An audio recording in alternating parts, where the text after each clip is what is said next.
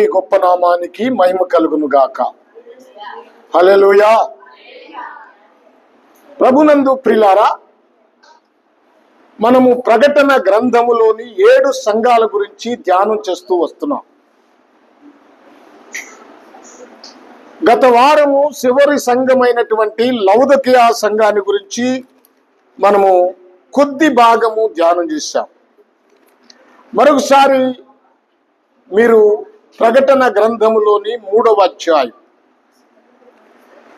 అధ్యాయములో 17వ వచనాన్ని నేను ఒకసారి చదువుతాను. మీరందరూ మీ బైబిల్ తెరవండి.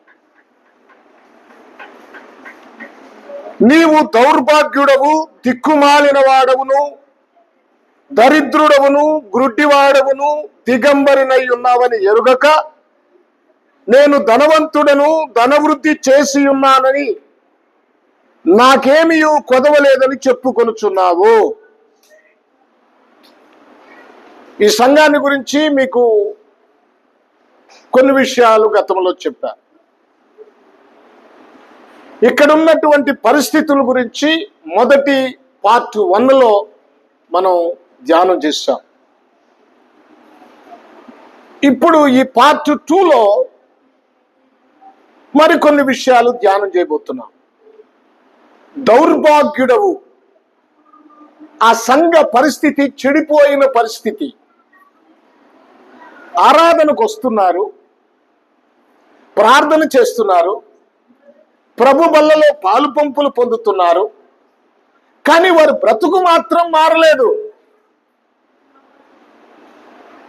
వారి ఆలోచనలు మారలేదు, వారు పాపపు జీవితాన్ని విడిచిపెట్టలేదు. వారితో దేవుడు మాట్లాడుతున్నాడు. ఒక దశలో నా నోట నుండి ఉమ్ము నీ మీద వేస్తానన్నాడు. ఎంత ఘోరంగా ఉందో చూడండి. ఎవరైనా ఉమ్మి ఎప్పుడేస్తారు? వాడు అసహ్యమైన రీతిలో బ్రతుకుతున్నప్పుడు నీ బతుకు చెడ, ఇక నువ్వు బాగుపడవురా, పరావతలకి అంట. ప్రభువు కూడా ఇలాగే బాధపడుతున్నాడు. ఓ సంగమా, ఇక మీరు బాగుపడరా? మీరు బాగుపడరా? ఇక నువ్వు ఎలా ఉన్నావో తెలుసా? నీ బ్రతుకు ఎలా ఉందో తెలుసా? నువ్వు దౌర్భాగ్యుడు. గత వారం చెప్పాను నేను.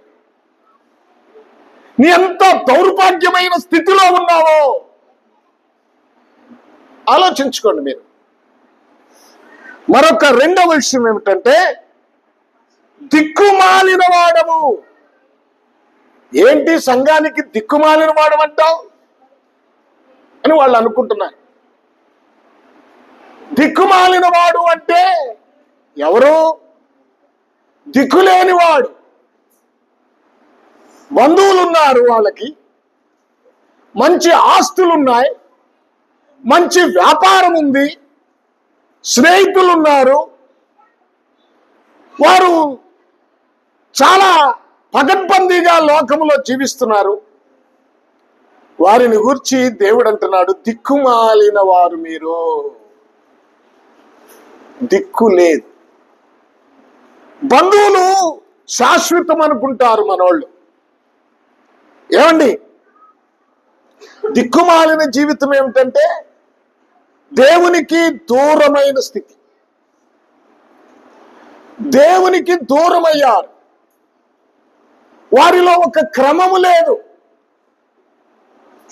ప్రార్థన జీవితం లేదు. ప్రార్థనకు వస్తారు కానీ ప్రార్థన జీవితం లేదు.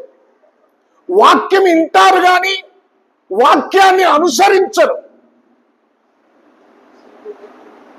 చూడండి, అందుకనే నీవు దిక్కుమాలిన వాడవు. మనలో బంధువులు చాలా మంది ఉంటారు, కానీ మన దగ్గర ఏదైనా ఆర్థికంగా స్తోమత ఉన్నప్పుడే మన దగ్గరకు వస్తారు. మనం కష్టాల్లో ఉన్నప్పుడు, మనం బలహీనమైన స్థితిలో ఉన్నప్పుడు వారు మనల్ని పలకరించరు. కానీ మన దేవుడు అలాంటి వాడు కాదు. మన దేవుడు ఎప్పుడూ మన ఎడల దయగలిగి ఉంటాడు. మన పాపములను క్షమించటానికి సిద్ధ మనసు కలిగిన వాడు మన దేవుడు. మన మీద కనికరము చూపించటానికి సిద్ధంగా ఉన్నాడు. కానీ మనం ఆయన మీద ఆధారపడమే. ఒక ఆయన ప్రార్థన చేస్తున్నాడు. ఆయనకి సైన్యం ఉంది, రాజ్యం ఉంది, గొప్ప రాజు, ధనముంది, బలముంది. అయినా ఏమని ప్రార్థన చేస్తున్నాడో చూడండి. దినవృత్తాంతాల 2వ గ్రంథం 20వ అధ్యాయము 12వ వచనం. 20వ అధ్యాయము 12వ వచనం ఏమంటాడు? నా దేవా, వారికి తీర్పు తీర్చవా నీవు? ఏమిటంట? నా మీదకు వచ్చు ఈ గొప్ప సైన్యముతో యుద్ధము చేయుటకును మాకు శక్తి చాలదు, ఏమి చేయుటకు మాకు తోచదు, నీవే మాకు దిక్కు అని ప్రార్థన చేశాను. చూడండి, అప్పుడు చూడండి, ఈ యొక్క రాజు ఇక్కడ ప్రార్థన చేస్తున్నాడు. యెహోషువపాతు యుద్ధ సమయంలో కేక వేస్తున్నాడు, నీవే మా దిక్కు. దేవుని సన్నిధిలో మనం ప్రార్థించినప్పుడు, మనం అడిగినప్పుడు ఆయన మనకు తోడుగా ఉంటాడు.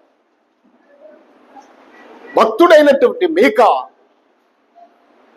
ఆయన దేవుని సన్నిధిలో కన్నీటితో ప్రార్థన చేసే ఒక గొప్ప ప్రవక్తగా ఉన్నాడు.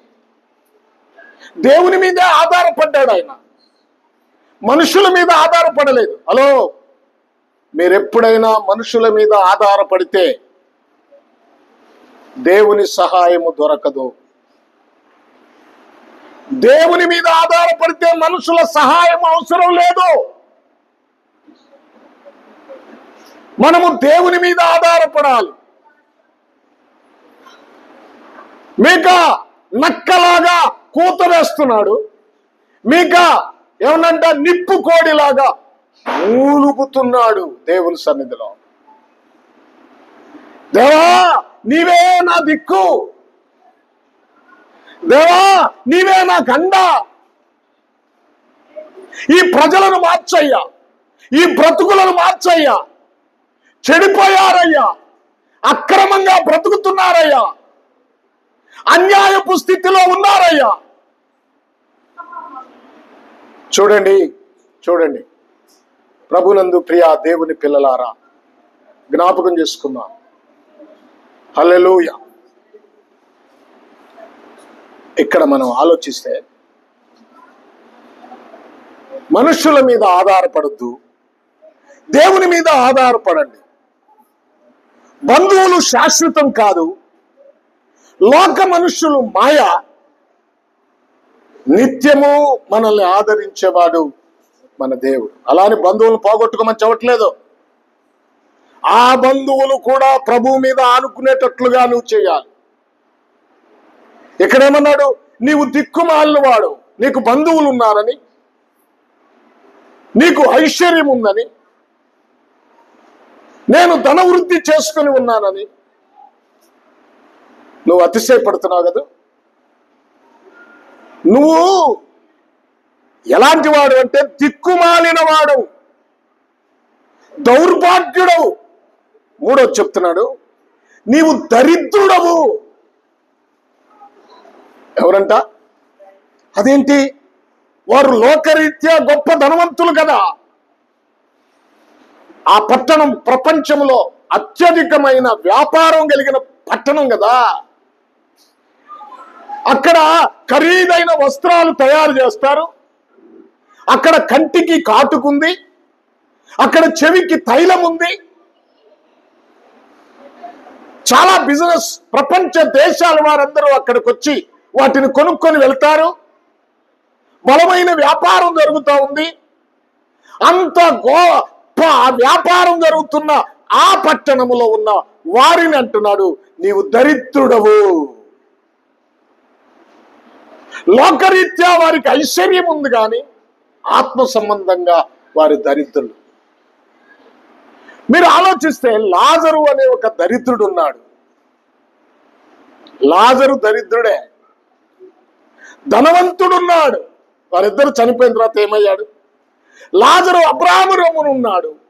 ధనవంతుడు వేదనకరమైన స్థలములో ఉన్నాడు. నా ప్రియ దేవుని పిల్లలారా, స్వర్ణ సంఘస్థులు వారు లోకరీత్యా వారు దరిద్రులు, గాని ఆత్మ సంబంధంగా వారు ధనవంతులు అని చెప్పబడింది. కానీ ఇక్కడ లౌదకియా సంఘం వారు లోకరీత్యా ధనవంతులు, గాని ఆత్మ సంబంధంగా దరిద్రులుగా వారు కనపడుతున్నారు. ఇక్కడ మనం జ్ఞాపకం చేసుకోవాలి, వెలగల రత్నాలు కంటే, సర్వ సృష్టి కంటే నీ ఆత్మ చాలా విలువైనది. నీ ఆత్మకున్న ముఖ్యము దేవునికి ఈ వెలగల రత్నాలు, ఈ సర్వ సంపదల మీద ఆయనకు ఉండదు. నీవు రక్షించబడాలి. ఆత్మ సంబంధంగా మంచి మెట్టులో ఉండాలి. ఎందుకంటే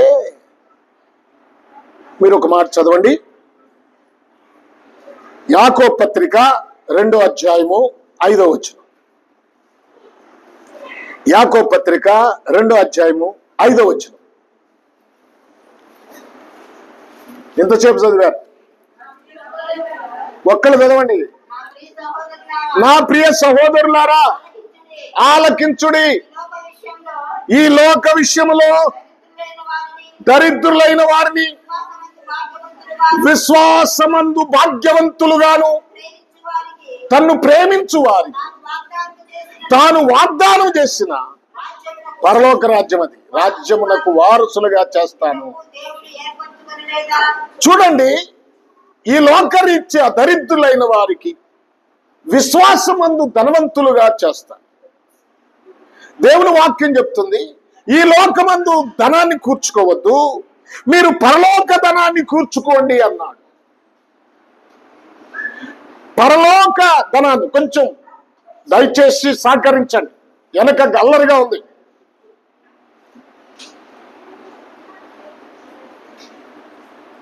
ఈ లోక ధనాన్ని మీరు సంపాదించుకోవద్దు, పరలోక ధనాన్ని సమకూర్చుకోండి, పరలోక ధనాన్ని సంపాదించుకోండి.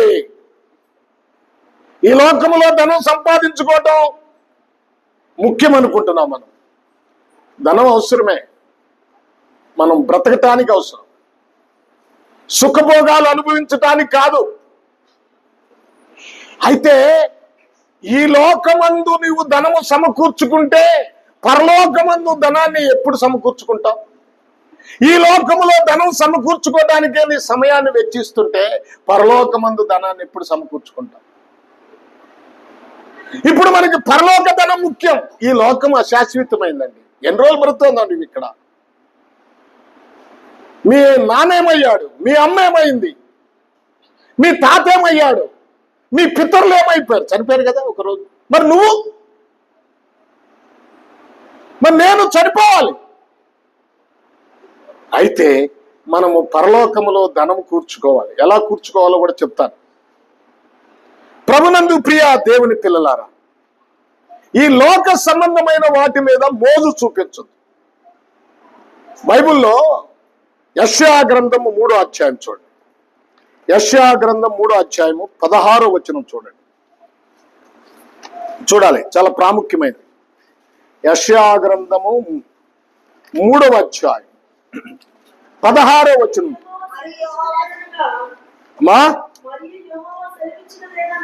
మరియు యెహోవా సెలవిచ్చినదేమనగా,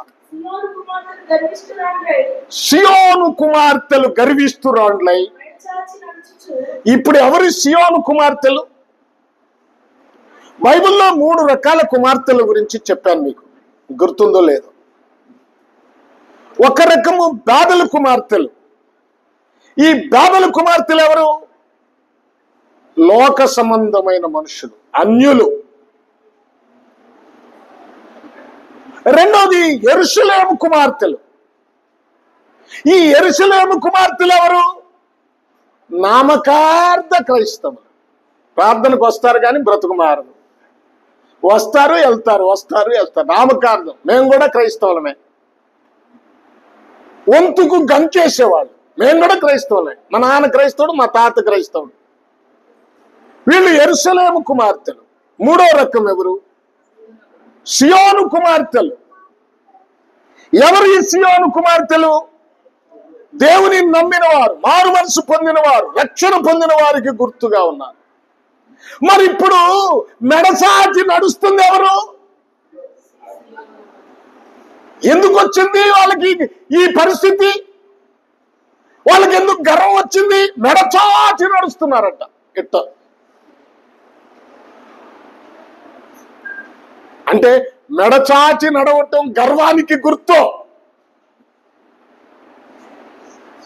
చాలా మంది విశ్వాసులు ముందు భక్తిగానే ఉన్నారు, ప్రార్థన పరులుగానే ఉన్నారు, కన్నీరు కార్చారు, అంగలార్చారు. కానీ దేవుడు వారిని ఆశీర్వదించిన కొలది ఆ అంగలార్పు పోయింది, ఆ భక్తి పోయింది. ఇప్పుడు ఏమొచ్చింది? వాళ్ళలో గర్వం వచ్చేసింది. నాకేంటి అన్నట్టుగా.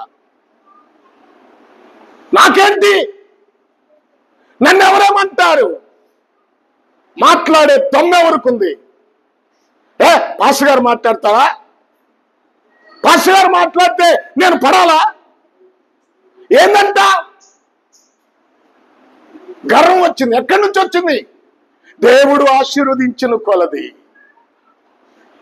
ఆర్థిక ఇబ్బందులు పోయిన కొలది, ఆర్థికంగా నిలదొక్కుంటున్న కొలది వాళ్ళకి ఏమొచ్చింది? గర్వం వచ్చింది. ఎవరి మాట లెక్కలేదు, మెడచాచి నడుస్తున్నారంట. కాళ్ళు గజ్జలు, కళ్ళు ఏమన్నా దగ్గర కింద చూడండి.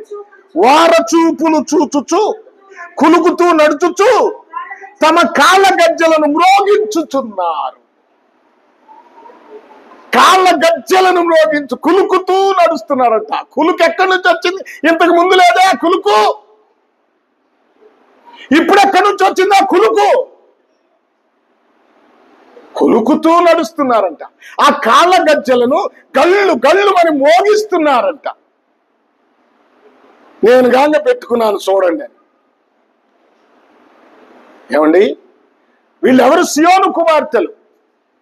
వీళ్ళెవరు? విశ్వాసులు. మొదట భక్తి, మొదటి విశ్వాసం, మొదటి ప్రార్థన, మొదటి కన్నీరు. వీరు అంగలార్చారు, అయ్యా అని కేకలు వేశారు. ఏమండి, నక్క అరిసినట్లుగా కూత పెట్టారు, నిప్పుకోడిలాగా మూలిగారు, ఉపవాసం ఉన్నారు, ప్రభుత్వదాని కోసం ఎదురు చూశారు. ఇవన్నీ చేసిన వాళ్ళే వారు సమృద్ధి అయిన తర్వాత ఇప్పుడు వీళ్ళకి గర్వం వచ్చేసింది. ఇంకా చాలా ఉన్నాయండి. యెహోవా చూడండి, సియోను కుమార్తెలు నడినెత్తి బోడి చేయును. సరే, ఆ తర్వాత అంటాడు, యెహోవా వారి మానమును బయలుపరచును. ఆ దినమున యెహోవా గళ్ళుమను వారి పాద భూషణములను, సూర్యబింబ భూషణములను, చంద్రవంకల భూషణములను, కర్ణభూషణములను, కడియములను, నాణ్యమైన ముసుకులను, ఇక్కడ కొల్లాయి కాళ్ళ గొలుసులను, వడ్రాణమును మరియు ద్రవ్యపు భరణలను, రక్షరేఖలను, ఉంగరములను, ముక్కు కమ్మెలను.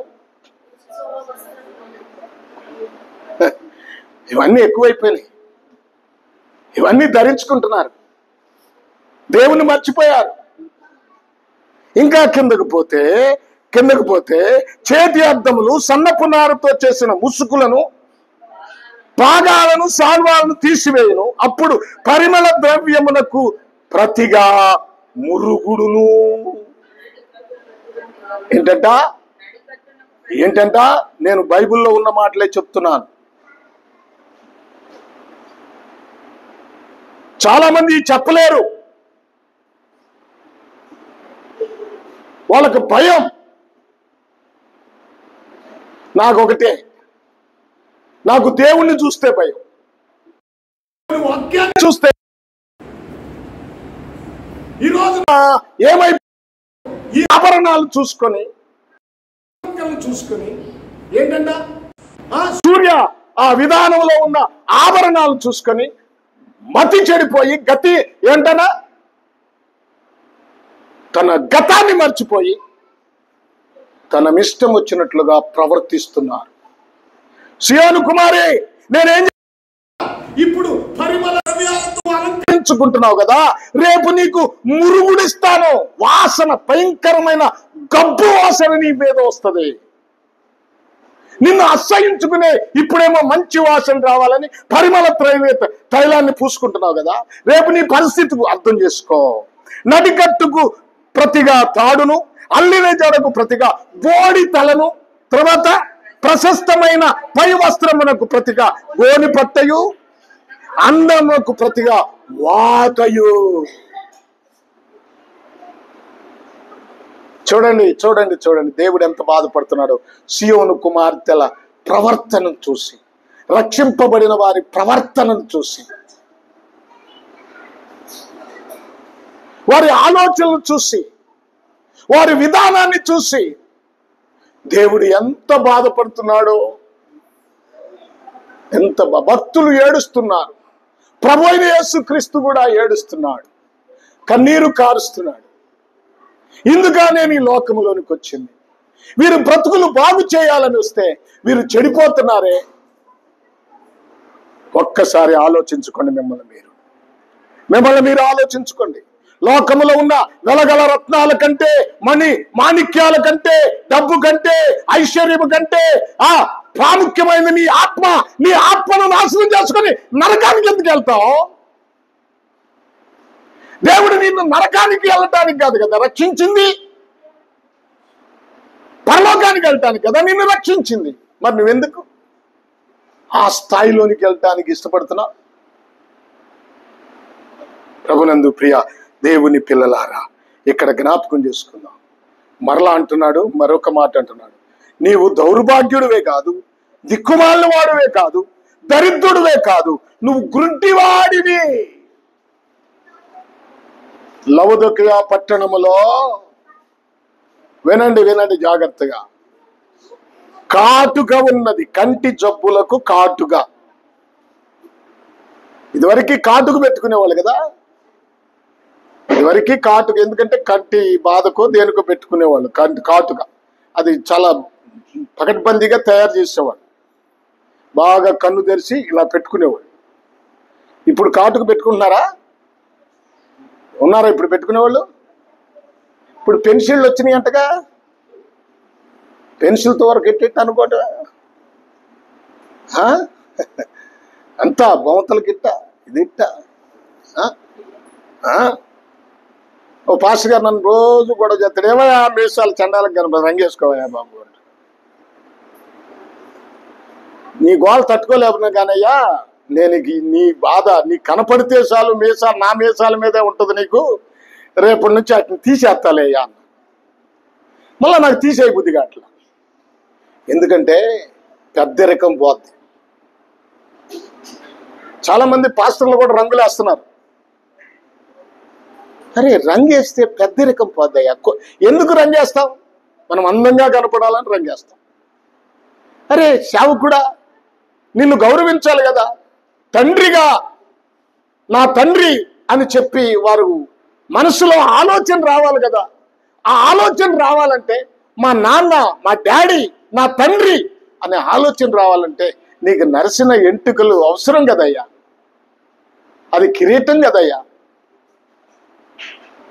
అన్ని రంగులైపోయినాయి. ఏమండి, మీసాలకు కూడా పెన్సిల్ దిద్దుతున్నారు, నల్లగా అయిపోతున్నాయి. సరే, ఇప్పుడు కంటికి కాటుగా ఉంది వాళ్ళ దగ్గర. వినండి జాగ్రత్తగా, చాలా విషయాలు ఉన్నాయి. కంటికి ఏముంది వాళ్ళ దగ్గర? కాటుక ఉంది. కాటుకుంది కానీ వారు మరి గురుడ్డోడు అంటారేంటి? అక్కడ ఉన్నటువంటి ఆ ప్రాంతంలో ఉన్న వారికి కంటి జబ్బు వస్తే వాళ్ళ దగ్గరకు వచ్చి ఆ కాటుకు తీసుకొని ఆ కాటుకు పెట్టుకుంటే వారి కళ్ళు తేటగా కనపడుతున్నాయి కదా. మరి ఆ కాటుకు తయారు చేసే ఆ పట్టణంలో ఉన్న వారినే నువ్వు గుడ్డివాడవు అంటున్నాడు. ఎందుకంటున్నాడు? వారి బాహ్య నేత్రములు బాగానే ఉన్నాయి కానీ వారి బాహ్య నేత్రాలు బాగానే ఉన్నాయి, బాగానే కనపడుతున్నాయి, కానీ వారు దృష్టి జ్ఞాపకం చేసుకుంటే బాహ్య నేత్రాలకు కాదు, బాహ్య నేత్రాలకు మందు ఉంది, కానీ అంతరంగ నేత్రాలు ఉన్నాయి. ఆ నేత్రాలు మూసుకుపోయి ఏంటంట, చాలా మందికి క్రీస్తును అంగీకరించలేని గుడ్డితనం. ఏమండి, క్రీస్తుని ఎక్కడ చూస్తారు మీరు? యేసు ప్రభు మనకి ఎక్కడ దొరుకుతాడు? ఓ పాట ఉంది, నేను యేసయ్యను ఎతికాను, ఎక్కడో చూశాను, గుళ్ళో చూశాను, అక్కడ చూశాను, ఇక్కడ చూశాను, ఎక్కడ దొరకలేదని.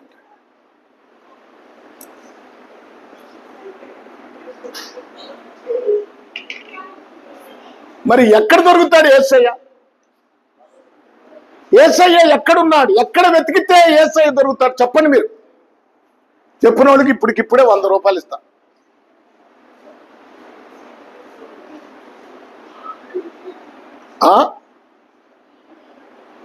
చెప్పండి, ఎక్కడ దొరుకుతాడు యేసయ్య? కొంతమంది విగ్రహాలకు వెళ్తారు, ఏమంటే పుణ్యక్షేత్రాలకు వెళ్తారు, అక్కడ మరియం విగ్రహం ఉంటుంది, కాళ్ళకి ఇట్ట దండం పెట్టుకుంటారు, ఇట్ట యేసు ప్రభు విగ్రహం ఉంటుంది, ముద్దు పెట్టుకుంటారు. యేసయ్య విగ్రహాల్లో దొరుకుతాడా? పుణ్యము రక్షణ విగ్రహంలో దొరుకుతుందా? తీర్థయాత్రలకు వెళ్తే అక్కడ దొరుకుతాయా? మరి ఎక్కడ దొరుకుతాడు యేసయ్య? యేసయ్య దొరికేది వాక్యములో. ఎక్కడ దొరుకుతాడు యేసయ్య? వాక్యములో వెతకండి. ఆయన యేసుక్రీస్తు ఎవరంటే సత్యము. ప్రభువుని ఆరాధించే వాళ్ళు ఎలా ఆరాధించాలి అంటే, ఎలా ఆరాధించాలి? ఆత్మతోనూ సత్యముతో ఆరాధించాలి. ఎలా ఆరాధించాలి? గుర్తుపెట్టుకోండి నేను చెప్పే మాట. ఆత్మతో ఆరాధించాలి, సత్యముతో ఆరాధించాలి. ఆత్మ అంటే బ్రతుకు మారటం, మంచితనము, ప్రేమ, దయాళత్వం, దీర్ఘశాంతం. మరి సత్యం అంటే నీ వాక్యమే సత్యము. సత్యమేంటి? వాక్యము. ఆ సత్యాన్ని మనం ఎక్కడ ఎత్తకాలి? వాక్యములో ఎత్తకాలి. దేవుడు ఎక్కడ దొరుకుతాడు? వాక్యములో దొరుకుతాడు. వాక్యం ఎక్కడ ఉండాలి? మన హృదయములో ఉండాలి. మన హృదయములో ఉన్నప్పుడు యేసు నీతో ఉన్నాడు, నీవు యేసులో ఉన్నావు. వాక్యాన్ని వదిలిపెట్టి నీ ఇష్టం వచ్చినట్లుగా నువ్వు ప్రవర్తించి, నీ ఇష్టం వచ్చినట్లుగా నువ్వు పనిచేసి, నీ ఆలోచనకు తగినట్లుగా, నీ ఆలోచన వచ్చినట్లుగా నువ్వు వెళ్ళిపోతూ దేవుడు దేవుడు అంటే దేవుడు సంతోషిస్తాడా? మీరు ఇక్కడ కూర్చున్నారు, ఒక్కసారి జ్ఞాపకం చేసుకోండి. మీరు వాక్యానుసారంగా నడుస్తున్నారా? వాక్యము మీ జీవితాల్లో ఉందా? వాక్యములో బీరువాలో ఉంటది. వాక్యము ఎక్కడ ఉంటుంది? అరమరలో ఉంటది. వాక్యము గ్లాసులు ఉన్న అరమరలో బంధించి పెడతావు. నీ హృదయములో మాత్రం ఉండదు. నీ హృదయములో వాక్యము లేదు. క్రీస్తుని అంగీకరించని గుడ్డితనం. గుడ్డి వాళ్ళు ఎవరంటే వాక్యాన్ని అంగీకరించని వారు. వాక్యమే యేసు, యేసే వాక్యం. కొంతమంది ఉన్నారు, దేవుని అధికారము అర్థం చేసుకోలేని, చూడలేని గుడ్డితనం. ఎవరు? సర్వాధికారి అయిన మన ప్రభు అయిన యేసుక్రీస్తు. ఆయనకి పాతాళము మీద అధికారం ఉంది, ఆయనకి పరలోకం మీద అధికారం ఉంది, ఆయనకు మరణం మీద అధికారం ఉంది, ఆయనకు సృష్టి మీద అధికారం ఉంది. సర్వాధికారి అయిన దేవుడు మన ప్రభు అయిన యేసుక్రీస్తు. ఆ విషయాన్ని గుర్తించావా? ఆయన అధికారానికి లోబడుతున్నావా? నా ప్రియ దేవుని పిల్లలారా, జ్ఞాపకం చేసుకుందాం. దేవుడు మనతో మాట్లాడుతూ, గుడ్డివారంట, గుడ్డివారు. ఆ తర్వాత మనం చూస్తే గోడ కొరకు తవుళ్ళాడే గుట్టువారు అని ఉంది. ఎక్కడెక్కడో తిరుగుతారు, అక్కడని ఇక్కడని ఎక్కడికక్కడికో వెళ్తా ఉంటారు. వాక్యములో ప్రభు ఉన్నాడని. వేషధారణ అనే గుడ్డితనం. భక్తి వేషం వేసుకుంటారు. వీళ్ళంత భక్తి పరులు ఇంకెవరు లేరు. ఏమండి, భక్తి వేషం వేసుకుంటారు. పరిసయ్యులారా, శాస్త్రులారా, మీరు సున్నం కొట్టిన సమాధులు. సమాధి తెల్లగా ఉంటుంది, లోపలంతా అన్ని ఎముకలే, కుళ్ళిపోయి ఉంటుంది. మీరు పైన తోముకుంటారు కానీ లోపల తోముకోరు. లోపలంతా పురుగులు పట్టి, ఇప్పుడు మీరు అన్నం వండారు ఒక గిన్నె, దాన్ని మరలా ఏం చేస్తారు? పైన తోమారు, లోపల తోమలేదు. ఏమవుతుంది? లోపలది ఏమిటి? సర్దిపడిపోయి, కుళ్ళిపోయి, పురుగులు తయారై ఎంత అసహ్యంగా ఉంటుంది.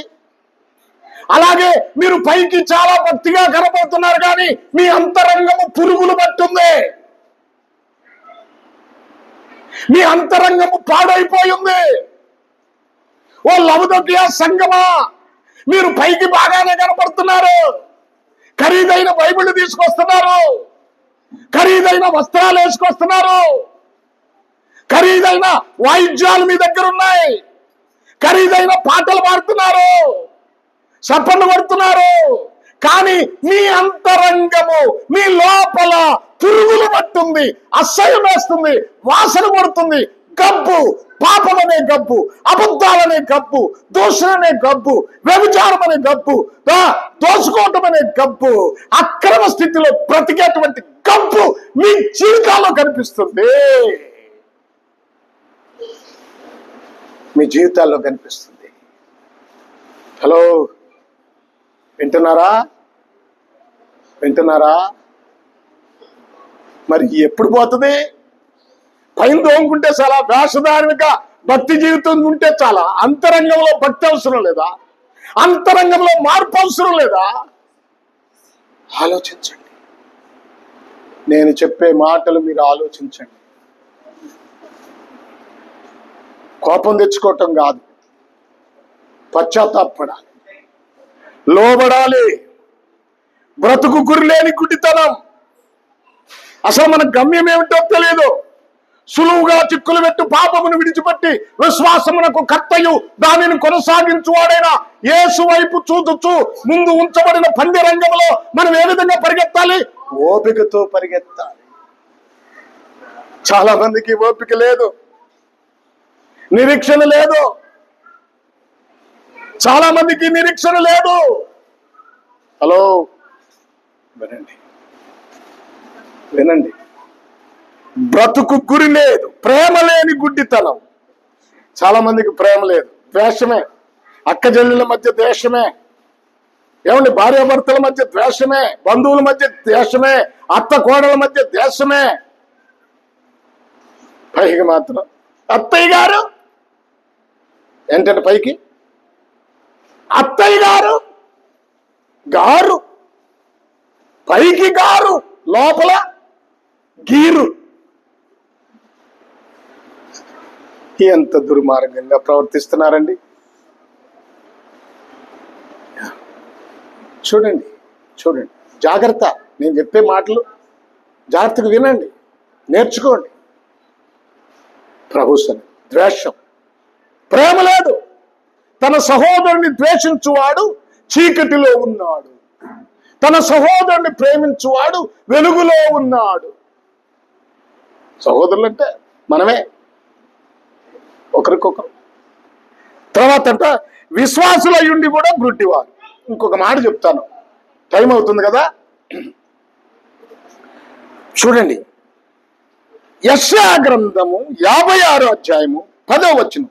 బోధకులు గుడ్డివారు అంట. చూడండి, యెషయా గ్రంథము 56వ అధ్యాయం 10వ వచనం. అమ్మాయి, ఏమిటమ్మాయి, ఎవరి మీద నువ్వు అనేది? ఎవరు నువ్వు అంటావు? కాపర్లు గుడ్డివారా? అబ్బో, ఇంకా లోతుకెళ్తే వారందరూ తెలివి లేని వారు. అమ్మా, కాపర్లు అంటే మోగ కుక్కలు, మొరగలేరు. అది కుక్క ఎందుకు తెలుసు? పెంచుకుంటారు ఇంట్లో. ఎవడన్నా వచ్చినప్పుడు ఏం చేయాలా? అనాలా? బౌ బౌ అనాలా? ఏమనాలి చెప్పండి? చెప్పండి అమ్మాయి. అయ్యా, మోగ కుక్కలంట కాపర్లు. వాళ్ళు ఏం చేసినా మౌనంగానే ఉంటారు. వాళ్ళు పాపం చేస్తున్నా మౌనంగానే ఉంటారు. వాళ్ళ అక్రమ స్థితిని మొరగలేరు, గద్దించలేరు. ఆ పాపాన్ని ఖండించలేని మోగ కుక్కలు కాపర్లు. ఏమో వీళ్ళు చర్చికి రారేమో. రాకపోతే ఏంటి? నువ్వు రాకపోతే ఎవడికి నష్టం? నువ్వు రాకపోతే ఎవడి కోసం వస్తున్నావు నీవు? నాకు వచ్చే డబ్బులు రావేమో. రాకపోతే దేవుడు ఇస్తాడు. దేవుడు అన్యాయస్తుడు కాదు. మోగ కుక్కలు తప్పు చేస్తే చెప్పలేని పరిస్థితులు, వాక్యము ద్వారా ఖండించలేని భయంకరమైన మోగ కుక్కల్లాగా ఉన్నారంట కాపర్లు. పొగిడే కాపర్లు. అమ్మా నిన్ను దేవుడు బాగా ఆశీర్వదించాడమ్మా. అబ్బో, ఎంత ఇల్లు కట్టుకున్నావమ్మా. అమ్మా, నిన్ను బాగా ఆశీర్వదించాడు. ఈ దేవుని ఆశీర్వాదం. దొంగలు, వ్యభిచారులు, వాడెవడు? స్మగ్లర్లు, వాళ్ళను కూడా దేవుడు ఆశీర్వదించాడా? ఈ బోధకులకి దేవుని ఆశీర్వాదం ఏదో దయ్యపు ఆశీర్వాదం ఏదో అర్థం కాలేంత వరకు వాక్యంలో అర్థం కావట్లేదు. ఉండటానికి ఇచ్చేది దేవుడే. దేవుడిచ్చింది మంచిదే కాదని నేను అంటలే. కానీ మించింది ఇస్తే అది దేవుడిచ్చింది. నీకు కావలసిన వరకు దేవుడు ఇస్తాడు. హల్లెలూయా. ఆశీర్వదించటం అంటే మెటీరియల్ కాదు, ఇళ్ళు కాదు, పొలాలు కాదు,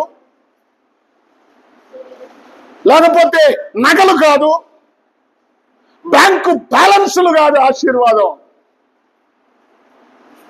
ఆశీర్వాదం అంటే ఆత్మ సంబంధమైనది, పరలోక సంబంధమైనది. నేను చెప్పేది వాస్తవాలు. ఈ వాస్తవాలను గ్రహించగలిగితే నేరుగా అక్కడ ఉంటావు. ఈరోజు చచ్చిపోయినా పర్వాలేదయ్యా, అక్కడ ఉంటాం. మహదైశ్వర్యంలో ఉంటాం, పరలోకంలో ఉంటాం, బంగారు వీధుల్లో తిరుగుతాం. ఇక్కడ కాదు. ఇక్కడ నీ నెత్తి మీద నీ మెళ్ళలో ఉంటుంది బంగారం. అక్కడ అట్ట కాదు. ఎక్కడ ఉంటుంది బంగారం?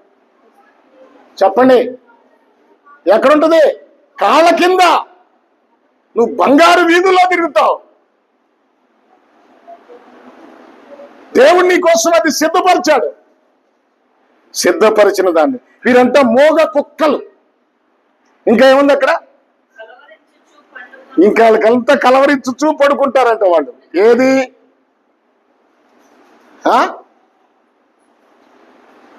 ఎందుకు కలవరిస్తారు? తిండి కోసం. కిందకి చదవండి. ఇంకా కుక్కలు తిండికి ఆతురత పడును, ఎంత తినినా వాటికి తృప్తి లేదు.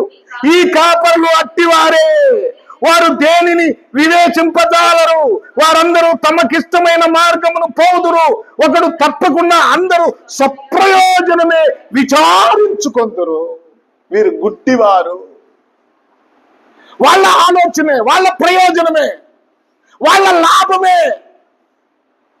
నాకు ఈ పని చేస్తే ఎంత వస్తుంది, ఈ పని చేస్తే ఏమొస్తుంది, నాకేంటి?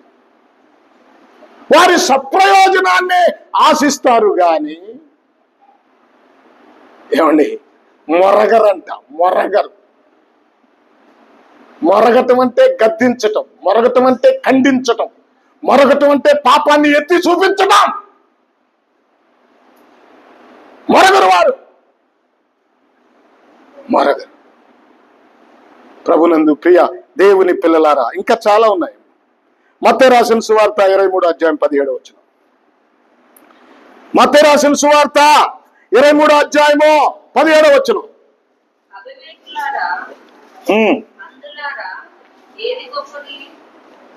ఏది గొప్పది? అవివేకులారా, అందులారా ఏది గొప్పది? బంగారమా, దేవాలయమా? ఏది గొప్పది? ఇప్పుడు బంగారం గొప్పదా, దేవాలయం గొప్పదా? అర్పణ గొప్పదా? అర్పణ పరిశుద్ధపరచు దేవుడు గొప్పడా? చాలా ఉన్నాయండి. గుడ్డి పరిచయులు, గుడ్డివారు. టైం అయిపోయింది, నెక్స్ట్ వీక్ చెప్తా. దేవుని గొప్ప నామానికి మహిమ కలుగునుగాక. హల్లెలూయా. కనుక ఈ లవోదికయ సంఘస్థులు దౌర్భాగ్యులంట, దిక్కుమాలిన వారు, దరిద్రులు, గుడ్డివారు. తర్వాత అంటాడు దిగంబరులు. నెక్స్ట్ వీక్ చెప్తాను. అసలు దేవుడు ఏం మనకి ఇవ్వాలనుకుంటున్నాడు, వీళ్ళు ఏం మిస్ అయ్యారో, ఏ జీవితాన్ని మనకి ఇవ్వాలనుకుంటున్నాడు, ఆ జీవితంలోనికి వెళ్లకుండా ఈ లోకంలో వారు ఏ విధంగా బలహీనలైపోతున్నారో దేవుడి సంఘంతో మాట్లాడుతున్నాడు. ఈ మాటలను మనం జ్ఞాపకం చేసుకుంటే ఆత్మీయంగా మేలు పొందుతాం. సరి చేసుకోండి, లోపాలు దిద్దుకోండి. దేవుడు మనందరి మీద, వినండి, మనందరి మీద ఆయన ఒక ప్రత్యేకమైన శ్రద్ధ చూపిస్తున్నాడు. కనుకనే ఇలాంటి వర్తమానాలు దేవుడు మనకు అందిస్తున్నాడు. మన మీద ఆయనకి శ్రద్ధ లేకపోతే ఈ మాటలు మరుగున పడిపోతాయి. అందరికిలాగా, అన్ని చోట్లలాగా మరుగునే ఉండిపోతాయి. ఇవి మరుగు పడకుండా దేవుడు బయలుపరిచి మనందరికీ చెప్తున్నాడంటే మనందరి ఎడల, నీ ఎడల, నా ఎడల దేవుని ప్రణాళిక ఆశీర్వాదకరంగా ఉంది.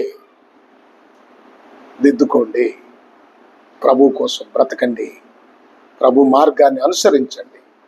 దేవుడు మిమ్మల్ని బహుగా ఫలింప చేస్తాడు. దేవుడి మాటలు మనందరి కొరకు ఆశీర్వదించునుగాక.